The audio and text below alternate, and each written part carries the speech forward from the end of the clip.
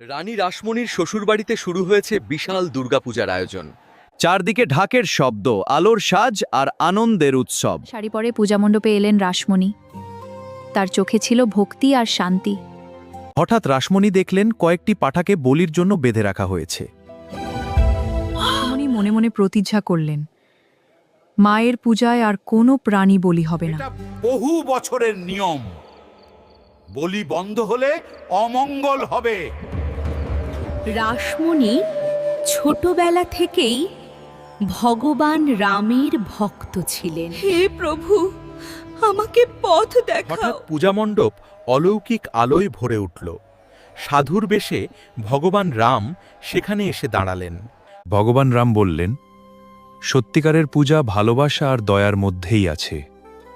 সেদিন পাঁঠার বদলে লাউ আগ বলি দেওয়া হলো। জয় মা দুর্গা, হর হর মহাদেব। সেই দিন থেকেই বন্ধ হয়ে গেল প্রাণীবলির প্রথা। রানী রাসমণি শিখিয়েছিলেন, দয়াই হলো সবচেয়ে বড় ধর্ম।